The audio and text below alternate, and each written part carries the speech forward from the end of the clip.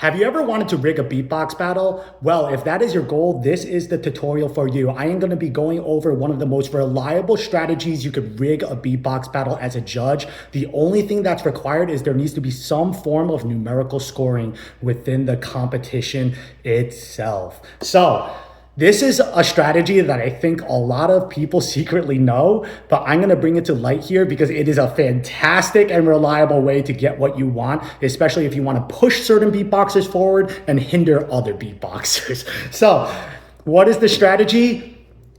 Population standard deviation. This is a statistics concept. We're gonna be applying some mathematics in order to rig these beatbox battles. Basically, what is it?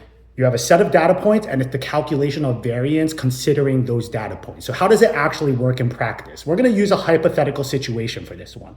Let's say there's 5 beatboxers in a competition, just a high level example. There's beatboxer A, B, C, D, E. And as a judge, you really like beatboxer A, but you think the other judges, they don't really like beatboxer A that much. But you also hate beatboxer B. And the other judges love beatboxer B. So the way this works out right now, beatboxer B is gonna score higher than beatboxer A, and you are not about to let that happen. So how do you rig it? You need to increase your standard deviation. So let's say that they rank beatboxer A at the bottom and beatboxer B at the top. Well, look at their scores. And I'm gonna show some of the math like in the screen here. But if you look at their scores, there's going to be a certain amount of difference between their top beatboxers, their bottom beatboxers, and the mean, the middle. All you have to do is make sure that your top and your bottom are bigger than theirs. And that means your scores will count more. That is how mathematics works. Let's say you double the variance within your set of beatboxers, your scoring, you're gonna have double the standard deviation and therefore double the effect. Maybe not exactly double, but you're gonna have significantly more effect on the result. And I'm gonna show the results down here if you do it in the proper way. And that is how you rig beatbox battles, one of the most reliable ways to do it. So let's say, there's a situation that comes up and someone might be like, why the fuck did you score this guy so low? Like, let's say beatboxer B made like one timing mistake, but everything else was good. That's when you have to start getting the excuses out. This is what I call stacking. You have to make sure whatever beatboxer B did that you could score points off, it scores as many points off as you could possibly argue. You should bend any semantics of the categories to fit your intentions. So let's say beatboxer B makes that timing mistake, right? And the other judges only score a little bit off of musicality and structure.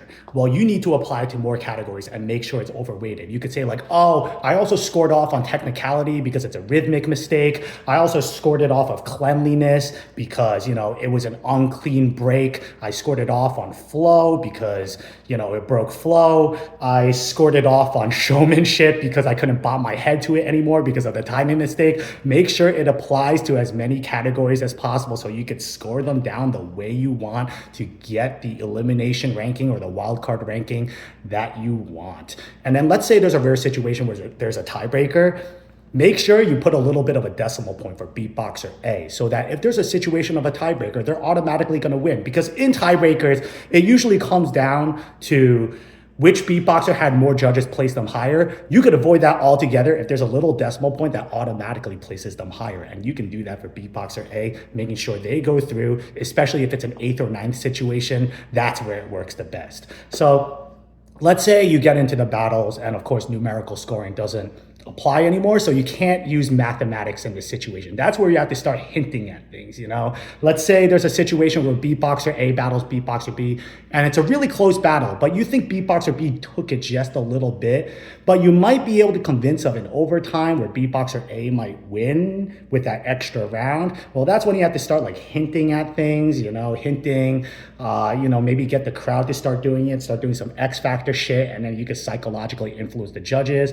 Let's say there's a situation where like beatboxer A, they have the material to win, but they're really bad at picking their routines. You can also start hinting at that. Let's say you're like in the GBB, like green room, the backstage, and there's a bunch of top beatboxers around. You could start hinting at stuff like, oh man, I'm really feeling it with Den's style.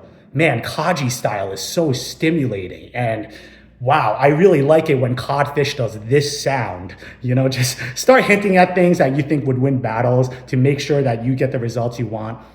And then there's a specific situation in the finals sometimes. So what happens with a lot of solo finals is that judges will sometimes deliberate about the decision. I personally think this shouldn't be happening, but some competitions, they just vote right then and there to avoid any sort of bias. Some judges, they do get together, but they just say the names and then, get it done with. But some situations, there are judges actually huddling together, discussing who they thought won. If you're in that situation as a judge, it is your job to go in there and be assertive, be loud and clear, and be like, I think Beatboxer A won. And if you say it like that, there's some psychology involved. That means the other judges have to risk looking stupid disagreeing with you. This especially works if you're the most credible judge on the judge panel. Like, let's say you're a world champion and the other judges don't have those kind of accolades. You could just say your opinion loud and clear, and they have to risk looking stupid in front of you. And that is a way you could rig the finals. So, a few strategies here and there involving psychology to make sure you get what you want throughout the whole battle. But I think overall, the most reliable method is standard deviation. So yeah, happy battle rigging, and make sure that the beatboxers you love win and the beatboxers you hate lose. 我们是